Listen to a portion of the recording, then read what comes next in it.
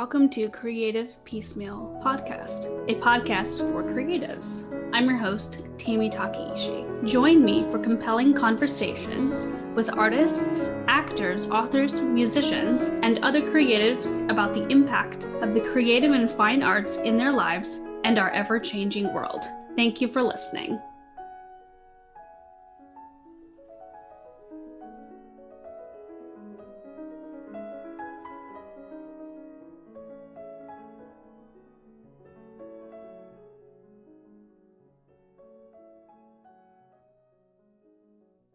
Hello, welcome to another episode of Creative Piecemeal. I'm your host, Tammy Takeishi, and today's guest is Chris Impellitteri. He's a guitarist and the founding member of the heavy metal rock band Impellitteri.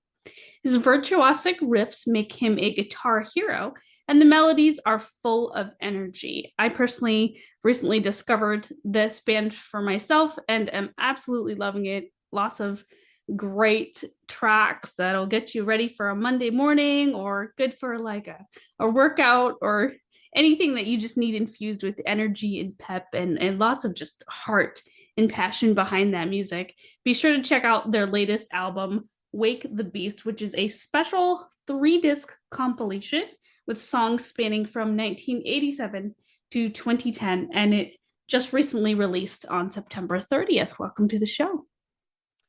Wow, Tammy, thank you very much. That was a lovely introduction. And you know, it's funny, I think you kind of framed our music very eloquently. Like, we're definitely energetic metal. So if you do need that little extra cup of coffee, you know, when you're going into work at 7:30 in the morning, maybe even on your drive home at 5:30, you're a little bit burnt out, put on a little Impellitteri and we're sure to wake you. Yes. And I love it. I really do. I've always been drawn to rock and metal music that have melodies, and you know, it almost reminds me a little bit of like Baroque music but on guitar, and then you add all those heavy metal elements to it. I would say that probably sums up what we do. And, you know, the melody is really the key part. So if you've kind of listened to the body of our work on this 3 anthology set, you'll notice as aggressive as we are and as technical as I play guitar and, you know, the way the drummer plays, this song has to really have a strong melodic structure to it, you know, and that's one thing we really try to differentiate ourselves, at least our sound in the metal world, than other bands. You know, everything has to be based around a great riff and a great song, and of course, really strong melodies. And it definitely shows. That's what drew me in immediately. I was like, oh, right, it's not just screaming. There's amazing musical elements here, and I love it. I really do. I've been telling everybody about your new album. So well, thank you very much. That's awesome. So we're going to jump right into the questions. What led you, or who led you, to become a musician? Well, here comes the violins, because I've told the story a few times, and our definitely our diehard fans know the story. So, you know, basically when I was 9 years old, I lost my mother and father. So my grandparents raised me, and thank God they were young. And my grandmother and grandfather thought, because of this tragedy I went through at 9 years old, they thought I'd need an escape, some sort of outlet to express myself. And so my grandmother, I'll never forget, she brought me to a music store called Mundell's Music in Groton, Connecticut, of all places. And I remember going into this music store. On the wall, there was a copy of a Gibson Les Paul. It was black. And there was a copy of a Fender Stratocaster, which was cream. And I remember I chose the black Les Paul copy. And my grandmother surprised me, and basically not only she bought the guitar, but she had me take guitar lessons for like 5 or 6 years, right? To really understand music theory and get a strong foundation for music. So that was the beginning. And then, of course, I got addicted like most kids. You know, I loved a lot of various hard rock and heavy metal bands that really influenced me to want to become a professional guitarist. That's fantastic. I mean, I'm sorry, of course, to hear about the tragedy, but it's wonderful that you were able to lift yourself through that by the kindness of your family and by music. Oh, yeah. Yeah, you know, I think the way I play guitar, I've been told, you know, I tend to play very, very fast, very articulate, and there's a lot of complexity, they tell me, in my playing. Whether it's true or not, I don't know. But the reality is, when I play guitar, a lot of the speed comes from the anger, you know, the venting, the frustration as a kid, you know, just that release. It's almost like when I play, sometimes I feel like I'm harnessing, like, just like, you know, when you take off on a rocket, right? to go to outer space, I mean, you're harnessing all of this thrust and this power, and I kind of feel like that's what I'm doing with my, the anger inside me, that internal rage. I think it's so important to share about what inspires or sort of fuels us creative people to sort of get in the zone and be able to play or write or paint at whatever high level that we strive for. Yeah. For me, it just kind of sets the foundation and kind of answers the question of why do I play the way I play? But as far as the inception, back to your original question, though, that was really, the kindness of my grandparents. So that's how I kind of ended up there. Did your grandparents also play music? No, just on turntables. When I was a little kid, my grandmother used to play Engelbert Humperdinck and I think it was Tom Jones. My grandfather, the coolest thing though, I opened up the glove compartment of his car, and I'll never forget, he had a tape of Les Paul in there, which Les Paul is a very well-known artist, and also, he basically created the Les Paul guitar and an amazing inventor. But I thought that was kind of amusing. Obviously, guitar and heavy metal music and you are sort of destined to be together, but how did you sort of find your way to that genre? Oh, well, that's easy. So, as a kid, I would listen to radio, and I always found myself gravitating more towards the heavy side of what was played, like, because in rotation, growing up, I was a little kid in pretty much the mid or late 1970s. I was still a really little kid, and I'd hear bands. I'd hear stuff like Queen, Thin Lizzy, and I just really loved it, and then, of course, bands like Kiss and Aerosmith and Black Sabbath. Deep Purple was a biggie. For some reason, I really felt attached to it in some way. It touched me, meaning Deep Purple's music and Rainbow. And then, of course, my grandmother bought me tickets to my very first concert when I think I was 12 years old. And to all things, she bought me tickets to Kiss. And I believe it was the Rock and Roll Overture, which is kind of like their Destroyer concert set. I remember I saw it and went, oh my God, I want to do this for a living. I mean, this is so cool, so much fun. And, really the spectacle of their show just really mesmerized me. Now, of course, really what was really affecting me musically was more like bands like Queen, Gary Moore, Thin Lizzy, and then eventually early Van Halen and, Ozzy with Randy Rhoads. That stuff really struck a chord and really kind of pushed me over the edge where I said, I got to do this with my life. Have you had any ups and downs in getting to the amazing success that you and your band have found? Of course, absolutely. I mean, to this day, we still have ups and downs. It's part of human nature and it's part of the world we live in. Being in a metal band, when we first started, we did a thing called the Impellitteri Black EP. It was our first recording, first release. And we built very quickly a large cult following around the world. Cult following is a nice way of saying, we were certainly never as big as, like the Michael Jacksons of the world, obviously, right? Or even in our own genre, like the Guns N' Roses or Metallica. But in certain countries, we certainly developed a very large fan base where all of a sudden we were going overseas and we were playing in arenas, sometimes stadium kind of venues, on covers of magazines, and it really was just like hit or miss. In certain countries, the band just exploded in popularity, and I don't know why. I wasn't sure if it was talent, fate, luck, whatever, but it's happened. And then in other countries, like our home country, America, we had a nice run in the very beginning, but then the musical environment or the landscape changed pretty drastically. And that's probably the very latter part of the 80s. And luckily there, we just, again, the career just took off in places like Japan and some places in continental Europe. So we could pretty much avoid America because we had such a huge following in those other countries. But we're always trying to figure out a way to get back. How do we get back to America and be able to play at the same level that we do in places like Japan, right? The hit or misses are, we have hits in many countries where the career does really well. We sell tons of records. We sell out our concerts. Everything it just goes really well for us. And then America, you have a place where you live, place you call home that you love, that, we're pretty much ignored, and it's okay. I mean, even in the metal media in America, for the most part, they tend to ignore us. Our fans get so frustrated with it. We get, constantly, like daily, people going, why do they ignore you? And look, my thought is maybe they just simply don't like us. And if they don't, it's okay. You can't force them. So we are just who we are. But those are like the hit or misses, the challenges. And it's cool because, I mean, I like a challenge. So it's probably why we keep going to this day. Yeah, yeah. I know that in America, sort of pop music really took over for a while, and a lot of the amazing rock bands were sort of pushed to the side, especially in the boy band era, which is really too bad. So everyone who listening to rock would just be like, okay, keep flipping this channel until you get to a rock station, because there was always some boy band on. But for me, I feel like I wish I could give every rock band like millions of dollars for publicity, because I only heard of you not too long ago, and I was like, but wait a minute, I love this music. I could have been loving it for decades longer if I and it's my fault too, a little bit. Like sometimes you get into just bubble. Well, we're creatures of habit, right?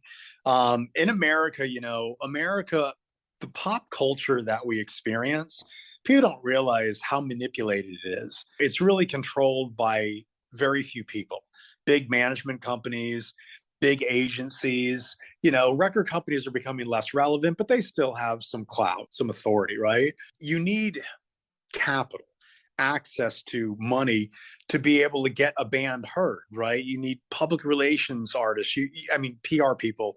You need a machine that has to be backed by cash, right? Financially.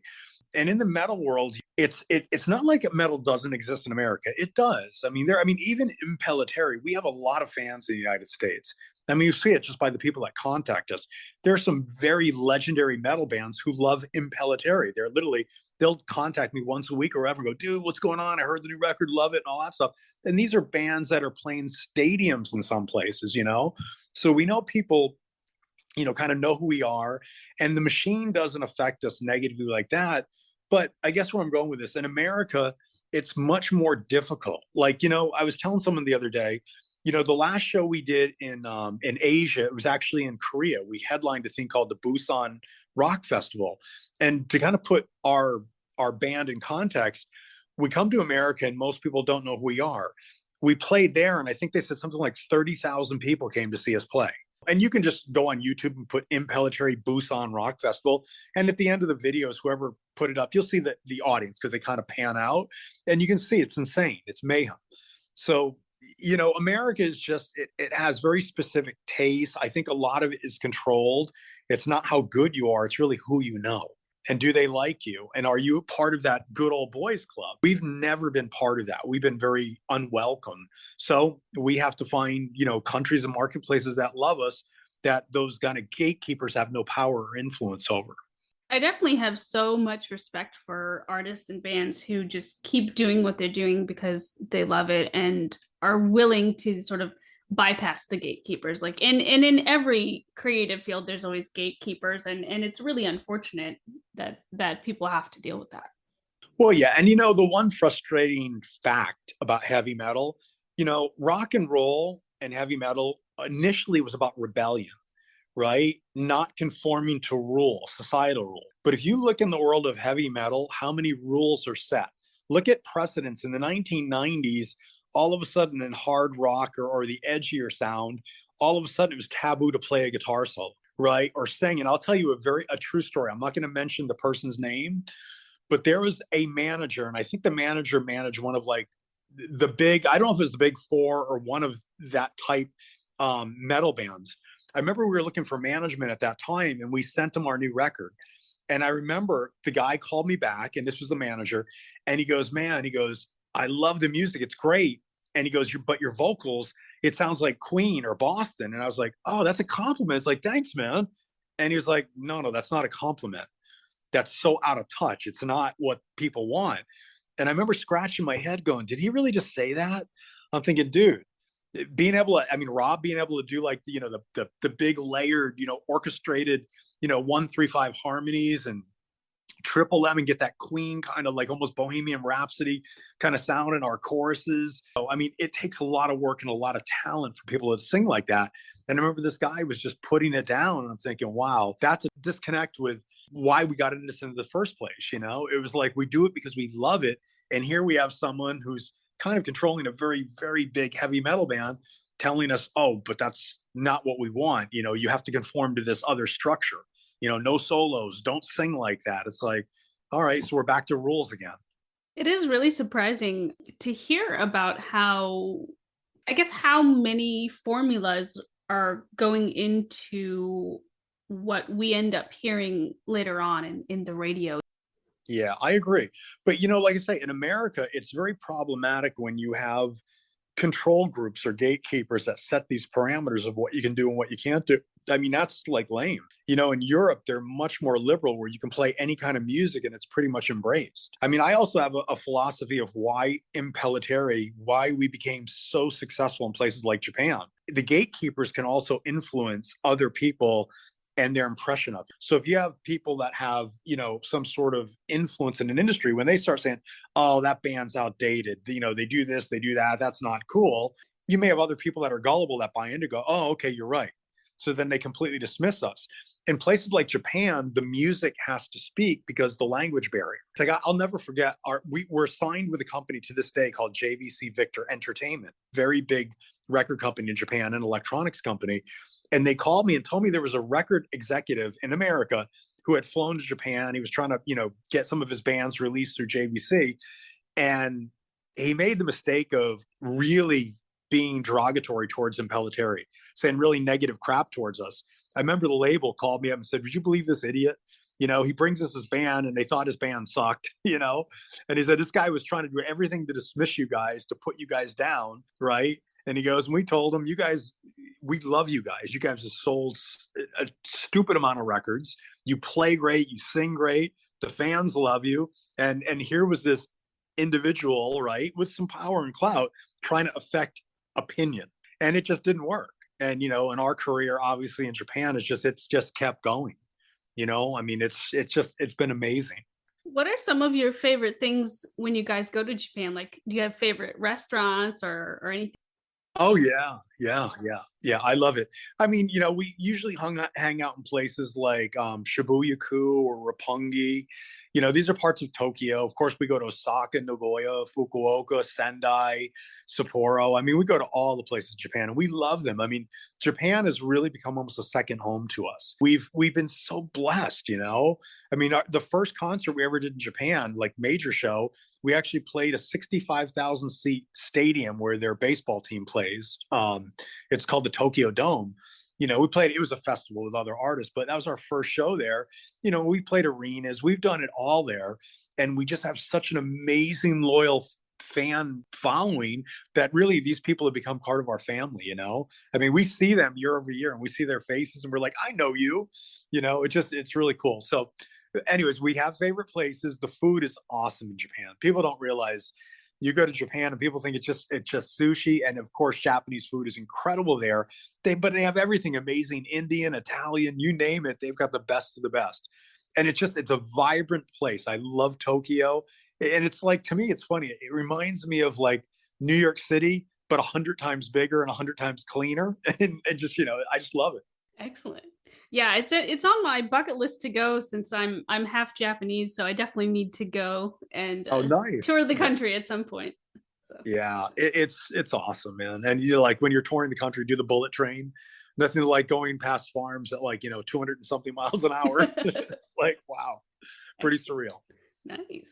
You guys have a new album out, and it's of course a collection that includes some hits that were released only in Japan, for example. But do you have a favorite song out of your collection, or even a favorite song that you love to perform on stage?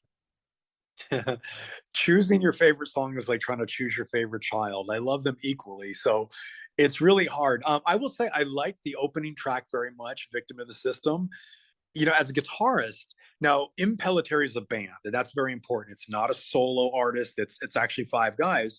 So I love the music I do with Rob, James, and our drummer. We've had Ken Mary, we've had Glenn Sobel, John Detty, all the drummers from Lonnie Silva. I love them all, but when I try to think about the music, Victim of the System is definitely one of my favorite songs. I love the second song, Perfect Crime, with the vocalist Graham Bonnet. I also love the instrumental 17th Century Chicken Pickin'. It's an instrumental I did, which is kind of taking Baroque or classical music and somehow fusing it with country and metal. So I love playing that song. It's a lot of fun.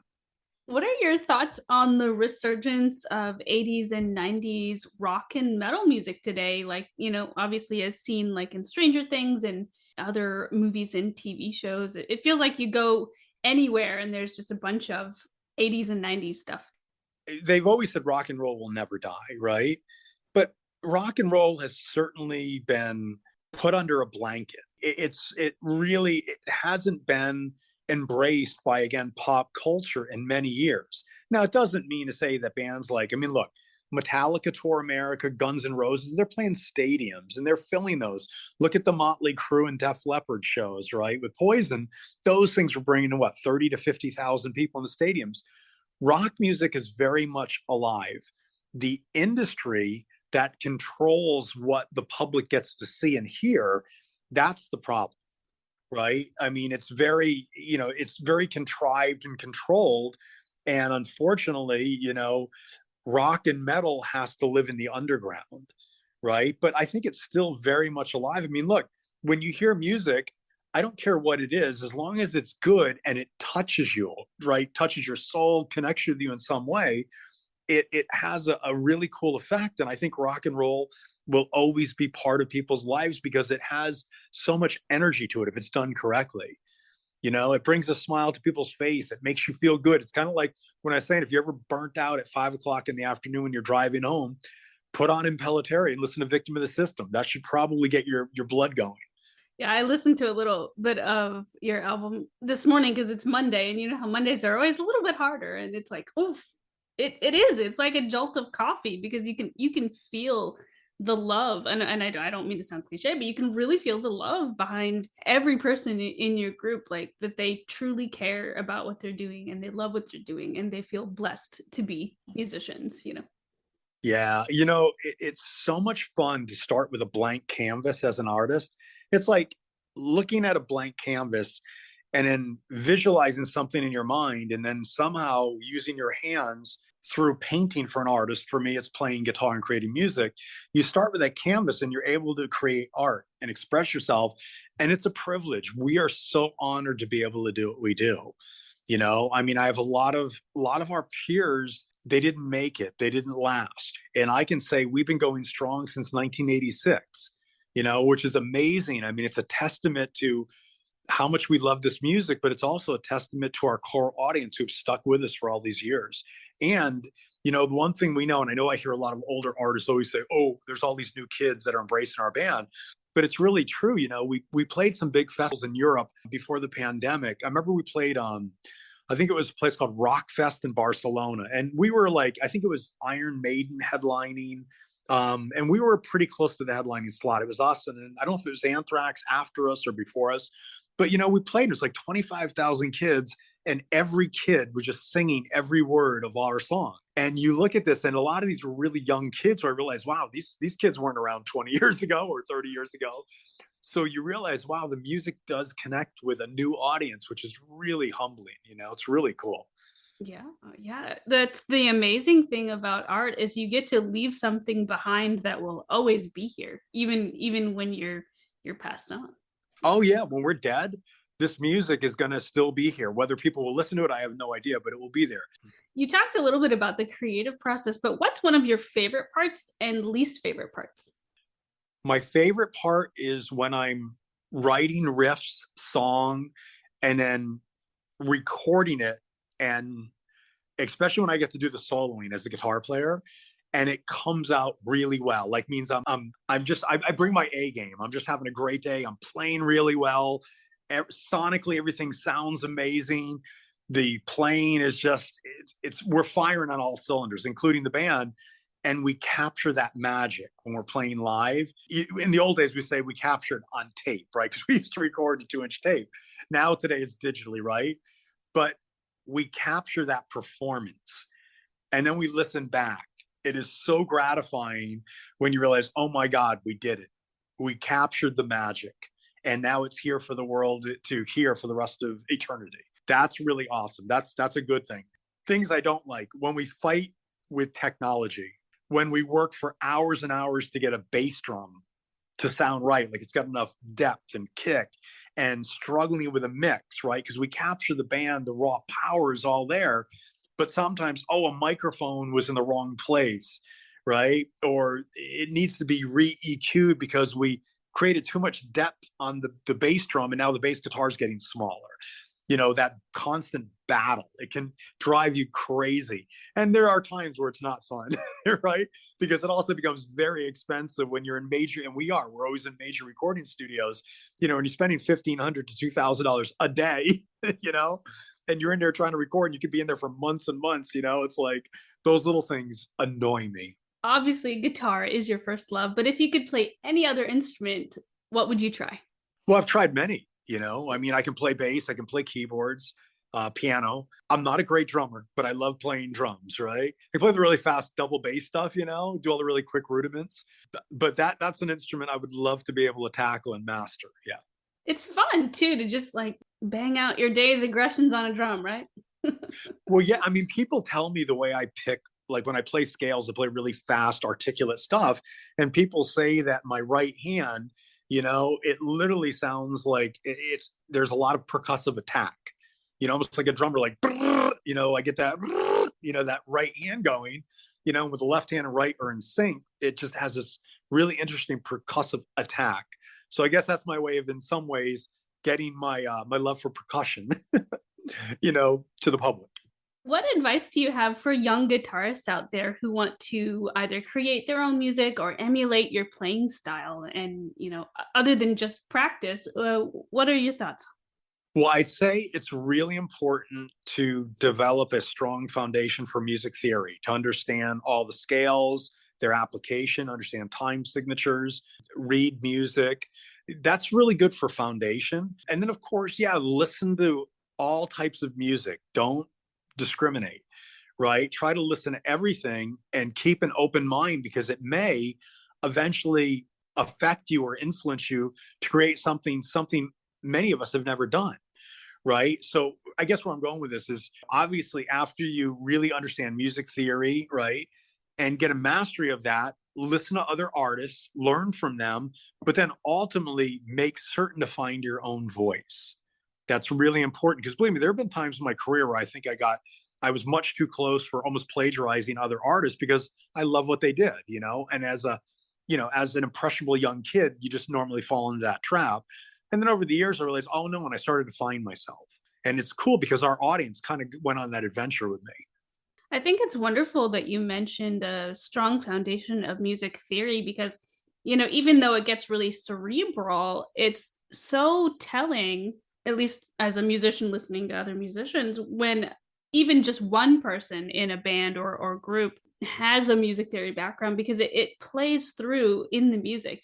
For example, yours being more melodic, more diverse, more complex versus, just a random pop tune that some rep made up, and threw to a band. There's such difference in the complexity of music, because it's like, oh, they know how to do a deceptive cadence, things like that. Yeah, nice. Yeah. You have to understand how to apply music theory, because remember, as an artist, we hear things in our head. I'm sure you've been in your car, you're just in a good mood, and all of a sudden you start humming something. You don't know what you're humming. It's just coming to you, right? And as a musician, that happens to me all the time. It's like this higher source, God, the universe, something channels through me.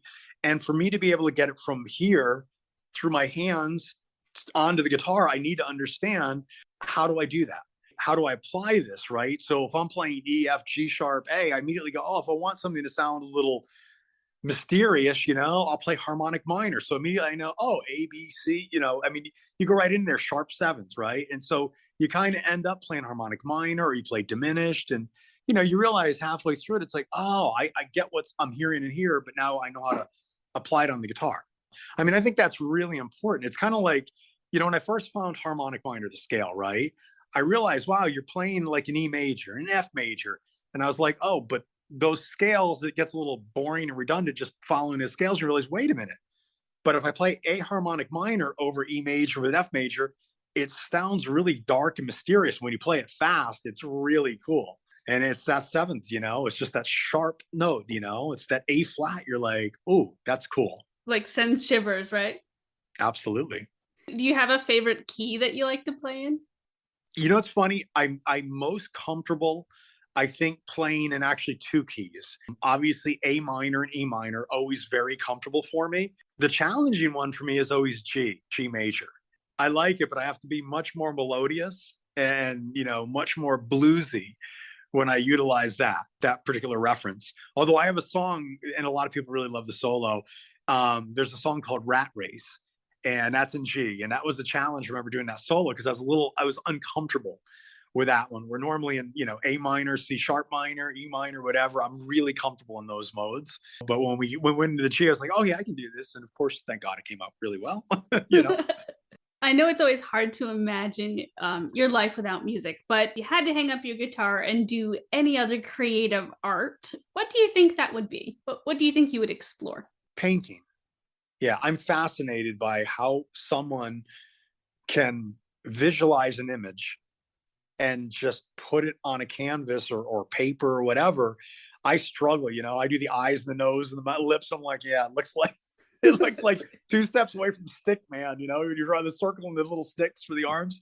I'm like, how do they do that? I've always been fascinated by, quality art. I have some in my home. I appreciate it very much.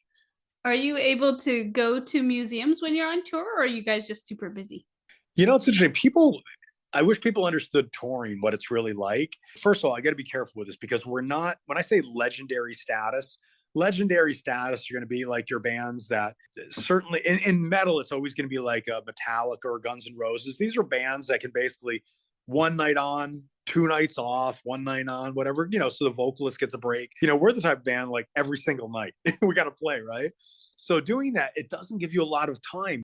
I will tell you though, on the off days, I don't really go to things like museums. What I tend to do, because I'm such a guitar fanatic, I will just go out of my way to find the nearest music store and I got to go shop, That's me. I got to look at what's the new guitars, especially vintage guitars. Nice. Yeah. Is it kind of like in Spinal Tap where you're like, no, don't touch that. Just look at it. Yeah, very much so. Especially my older expensive ones. Yeah, exactly. Don't touch. No, the guitars were meant to be played. So I play them all, but I'm not like that. Seriously. I love that movie. It's a great movie. I think they're doing number 2, actually. Ooh, I have not heard that. That's exciting. Yeah. Google it later. I think there's a rumor of it. I don't know if it's true, but I saw a rumor that they may be doing another one. Oh, that'd be epic. I like coughed soda through my nose when I watched it. Nigel. Yes. So, it's funny. People have told me I look like him. I'm like, they think I wear a wig, and I'm like, no, just really bad hair, Oh. And it's so funny. They go, it's Nigel. Oh, that's funny. So this might be a tricky music question for you, but if you had intro music or a theme song for your life, what do you think that would be? Somewhere Over the Rainbow. I love that one. Of which I did. I did that when I was a little kid. I did that on our the Impellitteri Stand in Line record. I did that song. We did that live, and it really seems to speak volumes to people, right? Because we all, especially my age group, that was a big part of our childhood, that movie, So it's kind of like, it just reminds me of you're on this adventure, and there's some amazing experiences and there's some terrifying experiences. That'd be The Witch.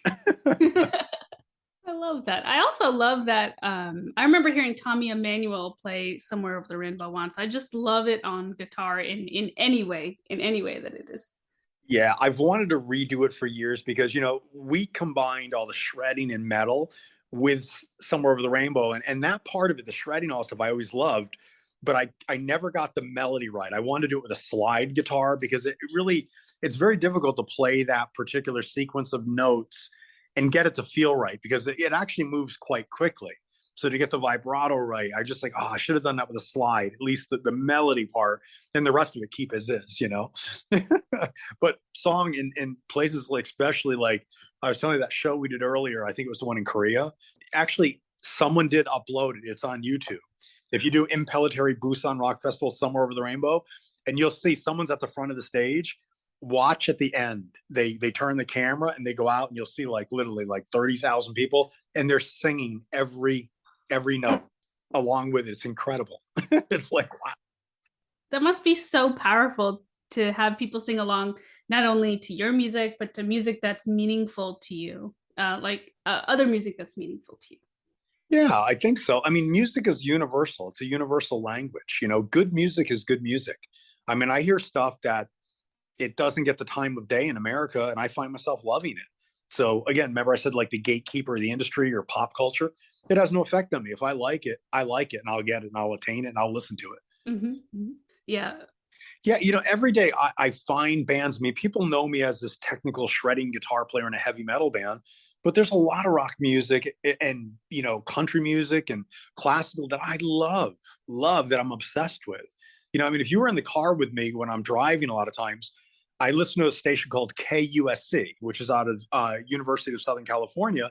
It's a classical station, so all day it's like Grieg, Vivaldi, Bach, Mozart, Beethoven, and you just absorb it. I've listened to it for years and I love it, and of course, even in the rock world, people don't realize that I don't just listen to only metal. I mean, there's a not new band, been around for 10 years that I secretly love, a band called the Struts. Now you wouldn't think that's something I'm into, but I love that band, You mentioned briefly about classical. Do you have any favorite composers or favorite pieces that you might be interested in playing on guitar just for fun?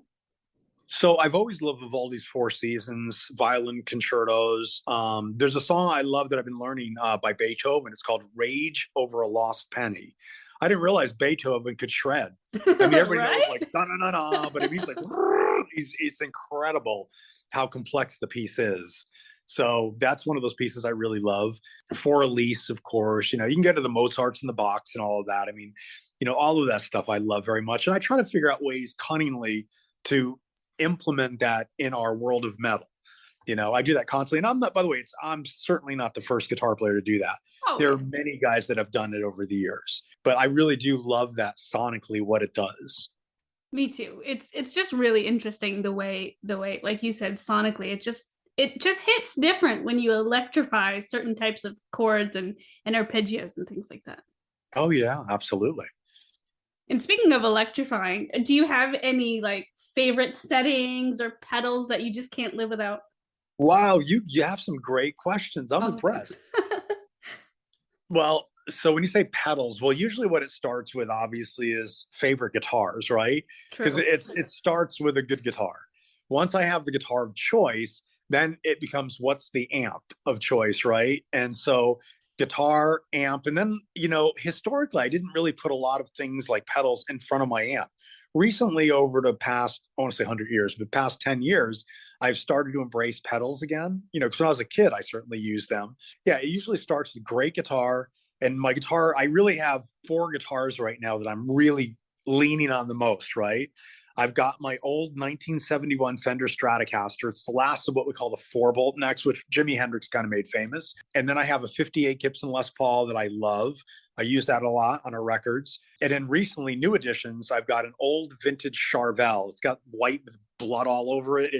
It plays so well and sounds amazing. So I use a lot of that live and on our records. And then my newest acquisition, I bought an old 1975 Gibson Flying V, which I love. There's something unique about it. So right now, those 4 guitars are getting a lot of work. And so from the guitar, then it goes into the amp. My amps of choice right now, I'm always going to be loyal to old vintage Marshalls. And my Marshalls are modified, whether it's like a Jose mod, Bradshaw. I mean, I've had so many people kind of mod mine. And then I've also been using Mesa Boogie Mark III Blue Stripes, which is kind of like, I think, what Sean Sykes used on Whitesnake's record with Still of the Night, if you know who that is. So that's it. And then, you asked pedals. I actually just recently found a pedal I love that goes great in the front of my Marshalls. It's an old 1979 Boss OD1. It's a yellow box, it just got like a level and a gain, and that's it. And it sounds so amazing. That's excellent. I love that you lean toward the vintage. I think there's just something special about those instruments that you can't really get in something that's made, yesterday. Yeah, the only thing that angers me is dealers have driven the prices up to the point where they're out of reach for most people. And I hate that. Yeah. They're meant to be played and they've turned into like, oh, this is artwork. And I'm like, dude, really? I mean, look, I've played vintage guitars and I played guitars out of the custom shop that I think are actually better, like new ones. So it's really dependent on who the company is, who's the luthier, who's actually doing the work, right? Because quality work is quality work and good wood is good wood, right? At the end of the day. And that's really important. So, vintage guitars, it's hit or miss. I found that a lot of times it's like 2 out of 10 of them play really well and sound great. The other are they've just not been taken care of. Necks are warped, or bowed or whatever. Thing just doesn't sound good. It sounds like it's been in a swamp for 20 years, underwater. Sounds dead, dull. So, it's like I say, vintage guitars can be hit or miss. Next one is a fun question. If you could have dinner with any creative person, dead or alive, who would it be? Vivaldi. and I love how that guy composed. I don't know what it is. Anytime any piece that's written by Vivaldi comes on the radio, I immediately just know who it is. And I'd like to know why. Why do I know it's him? Is it the way he structured his melodic content? Is it the scales he used? Was it the tempos he used? What was it? There's got to be some sort of common denominator. I can't figure it out. But I just know anytime it comes up, I don't think I've ever turned the station when Vivaldi comes on, because there's a lot of times I'm exposed to new music that I didn't know he wrote, right? And when I hear it, I always find myself going, oh, who's that? That's really cool. I like that. And halfway through it, that's Vivaldi. And at the end of it, of course, you hear it's him. Yeah. He's one of my favorites too. Yeah, awesome. Love it. Final question. In your own words, what does living a creative life mean to you? Fulfillment. I love it. The shortest yet most poignant answer. Truth. Yeah. Very true indeed. Yeah. It's hard to have just a regular life without creativity. Yeah, I mean, I live, breathe guitar. I just play it all the time. I love it. But it also doesn't mean I don't own other things. I have other businesses I own. I've got an MBA. I'm somewhat well educated. But music, outside of my daughters and my wife, music satisfies me. It fulfills me. It's given me a purpose in life. Remember, I come from this life of tragedy. I was probably 2 steps away from being out on the street and, turning to, whatever rebellious state, was probably headed my way. And instead, the guitar took me down a whole nother path, and it created this life for me, this identity where people know me all around the world and appreciate what I do. And that thing that I do is something I truly love doing. It's been an incredible journey, and I hope it keeps going. I can't imagine life without it. Excellent. I'm really excited. Like I said, I'm so excited to have recently dug into your albums, and I look forward to future albums. Chris, thank you so much for being on the show. And listeners, please check out the show notes for links to purchase Impellitteri's albums and also to check out tickets if they are going to be wherever you live. As always, thanks for listening. Thanks for listening to the podcast. Like the show? Have a question? Stop by the Facebook and Instagram pages. Links are in the show notes, or search for Creative Piecemeal Podcast on social media and click follow for all the latest.